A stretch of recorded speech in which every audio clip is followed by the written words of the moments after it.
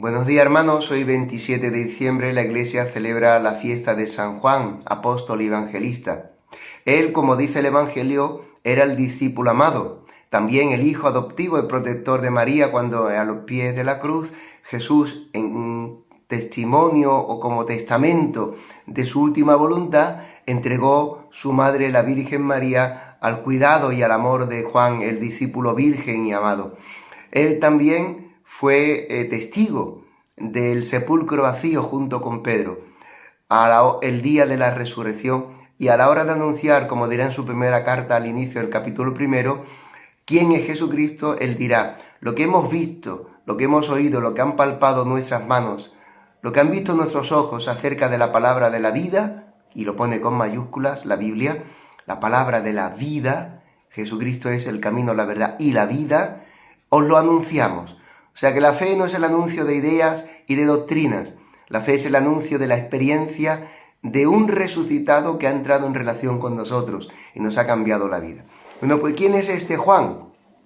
Juan era natural de Betsaida, localidad próxima a Cafarnaúm, en las orillas del lago de Genesaret o el mar de Galilea, al norte de Israel.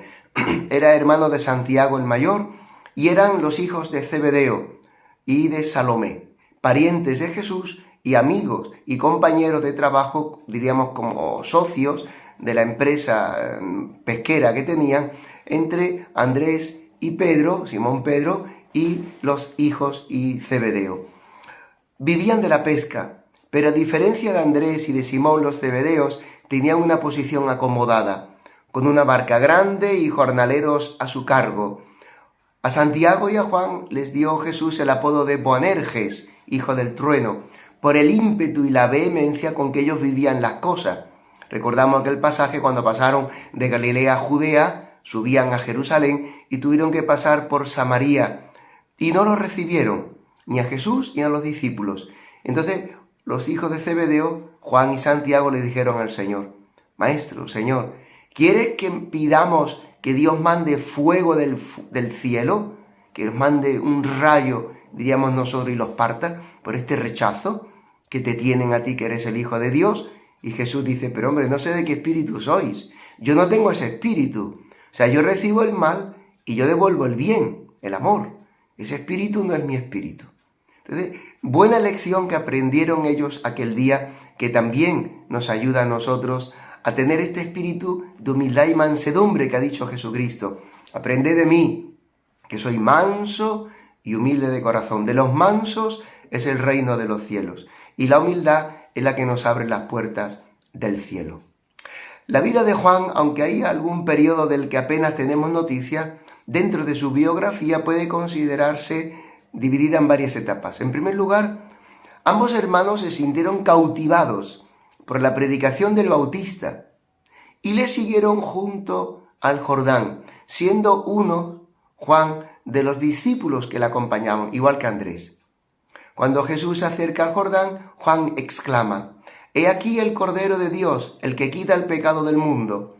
Aquella expresión debió dejarles muy tocados, aparte de que ellos mismos comprobarían que aquel hombre, al que después le preguntaron: «Maestro, ¿dónde vives?», él no le dijo una calle concreta, sino que les dijo: «Venid y lo veréis».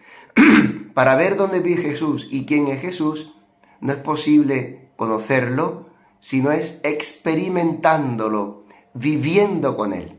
Y esta es una primera idea que nos trae esta palabra. Lo que hemos visto, conocido, oído, tocado en nuestras manos, lo que hemos experimentado, os lo anunciamos. Por tanto, a Jesucristo solamente se le puede conocer experimentándolo en el seno de la comunidad que es la Iglesia.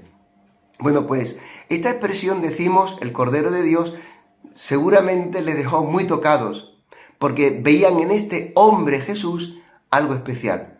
No era un profeta más, no era un rabino, porque no había estudiado en la sinagoga como rabino, no era un hombre más, era alguien especial.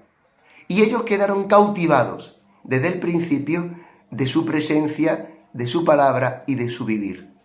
Y este hecho es el que seguramente les enganchó para seguirle como discípulos. Por eso le preguntaron: «Maestro, ¿dónde vives?», cuando Jesús les indicó dónde vivían, dice el Evangelio, aquel día se quedaron con él. Yo siempre digo, ¿qué no encontraron en Jesús aquel día que a partir de ese momento, de esa experiencia, ya nunca jamás dejaron de vivir con Jesucristo? También este es un segundo mensaje o segunda idea que nos trae esta palabra. Conocer a Jesucristo conlleva vivir y compartir la misma vida que Él tiene. Por tanto, se quedaron con Él a vivir desde aquel entonces. Tal vez por ser Juan el más joven de los apóstoles, y así nos lo refiere desde el principio la tradición, el más joven, seguramente, incluso que Jesús, dicen que podría tener unos 20 años, es por lo que Jesús, previendo que sería también el que más sobreviviría, porque sabía el Señor que no moriría martirizado, sino de anciano, después de su muerte, le consideró desde el principio un pilar básico a la hora de transmitir la fe y la vida que habían compartido con el Señor. Sabemos que durante la vida pública de Jesús son 3 los apóstoles íntimos de Jesucristo, que viven con Él los momentos más, digamos, cruciales de su vida. Son Pedro, Santiago y el propio Juan, los que estarían presentes en estos acontecimientos. La resurrección de la hija de Jairo, experimentando que Jesucristo tiene poder sobre la muerte. La transfiguración del Señor en el monte Tabor, contemplando la persona divina que es el Verbo, Jesucristo, que en ese aparecer humano, Él no es un hombre más, sino el Hijo de Dios, le vieron transfigurado. Y el que en el huerto de Getsemaní compartió con su hermano y con Pedro la agonía de Jesús, quien sudó sangre ante la pasión que él iba a vivir. Finalmente fue el único que quedó solo con las santas mujeres, la Virgen María, María de Cleofás, María Salomé y la otra María, al pie de la cruz. Siendo así que él ha vivido estas experiencias tan, digamos, profundas de fe, se le considera el apóstol teólogo.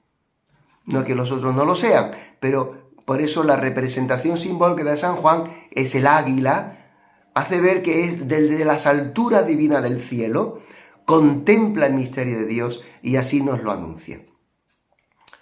Después de bastantes años, apenas sabemos nada de él en Jerusalén. Si es verdad que los últimos momentos que refiere el Evangelio es al pie de la cruz, cuando Jesús entrega al discípulo amado su madre como madre propia, y a la Virgen María, al discípulo, y en él a todos nosotros, los discípulos del Señor, a los cristianos, a los hijos de Dios, como hijo suyo. Mujer, ahí tienes a tu hijo, ahí tienes a tu madre.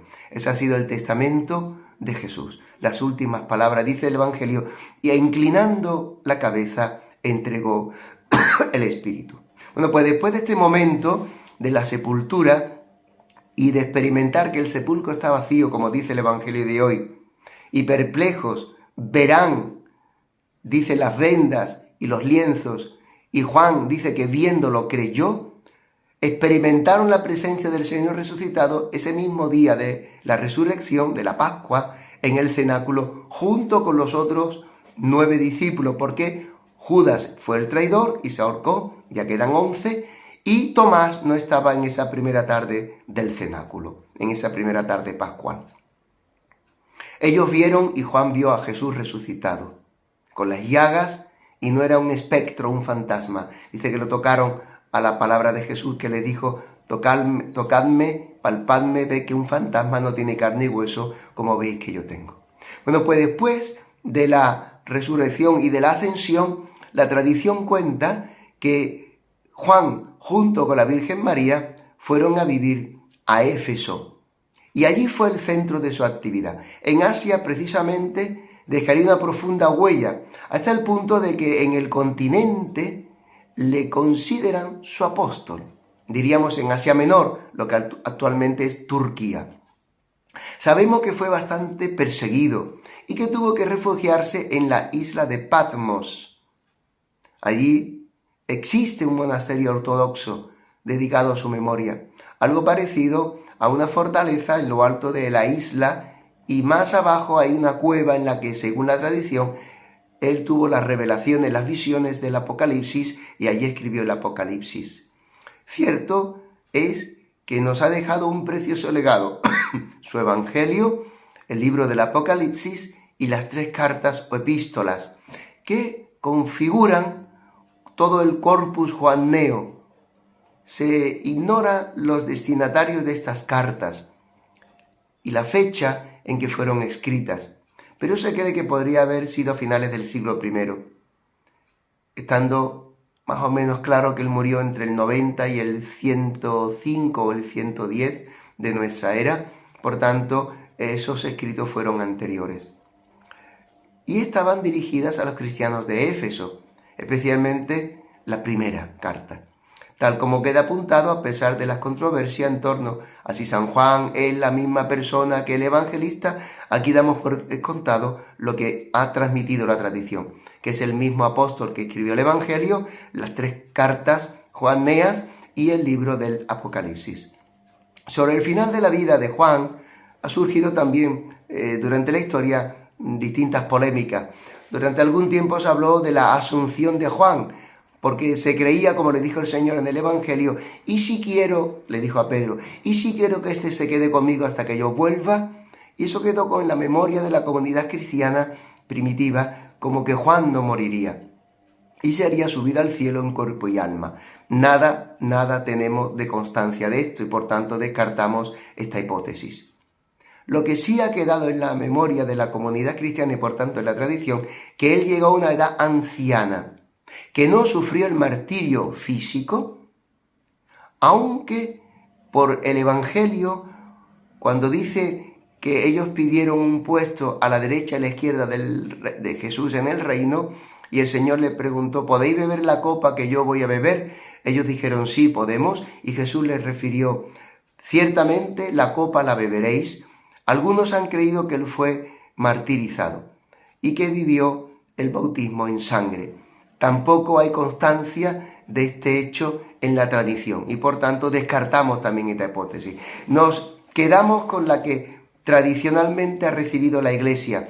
Él fue un hombre virgen, entregado al ministerio apostólico, al anuncio del Evangelio, al vivir y al cuidar a la Virgen Santísima hasta su ascensión a los cielos, y predicador en Asia Menor y testigo de Jesucristo resucitado y del reino del cielo que vendrá con el Rey de la Gloria en el último día, que recoge el Apocalipsis, y que seguramente lo más cierto es que murió en Éfeso en el 3er año del reinado de Trajano, en torno, como hemos dicho antes, en torno al año 90, 95, 105, 110, siendo el único apóstol que no murió martirizado con muerte violenta. Nos acogemos hoy a su fiesta y a su intercesión como apóstol y cercano a Jesús en la gloria. Seguramente estará sentado también a la derecha de Jesucristo en su gloria. San Juan, apóstol y evangelista, ruega por nosotros. ¡Feliz día, hermanos!